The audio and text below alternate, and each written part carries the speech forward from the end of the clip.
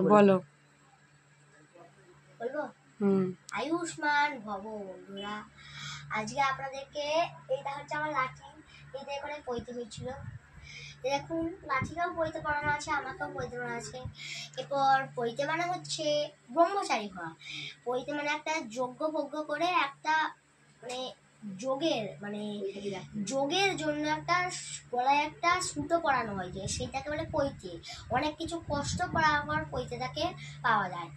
এর জন্য আমাকে অনেক কিছু কষ্ট করতে হয়েছে, যেমন আমাকে ন্যাড়া হতে হয়েছে, কান বিঁধাতে হয়েছে। আর একটা কথা বলবো, আপনারা দয়া করে হাসবেন না, হ্যাঁ।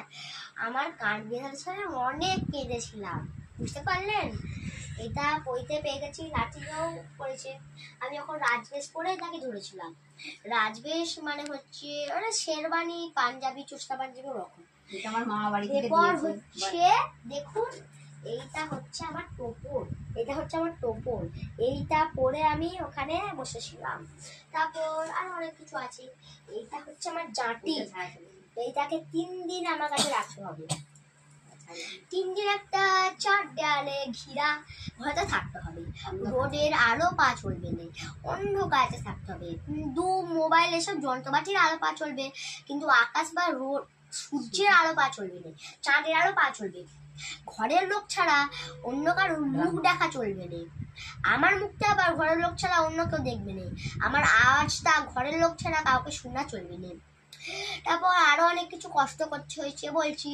হুম যজ্ঞর কাছে 2 ঘন্টা বসে থাকতে হয়েছে, মানে ওখানে আগুন জ্বলবে, দাউ দাউ করে ওই গরমে বসে থাকতে হচ্ছে খালি গায়েতে।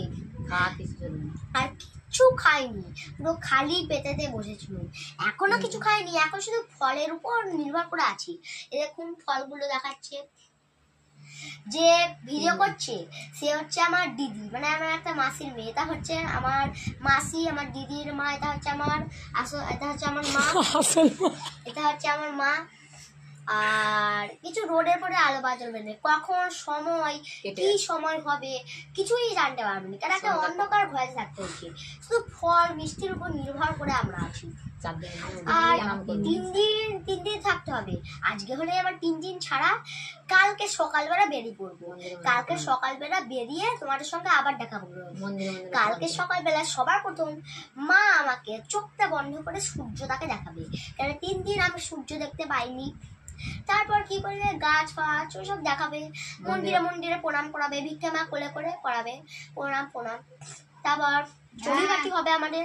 ওই দেখুন চড়িভাতের সব জিনিস আছে, তোদের রান্না করা হবে। আর হচ্ছে চড়িভাতি তো হবে, চড়িভাতি এখন খেতে হবে।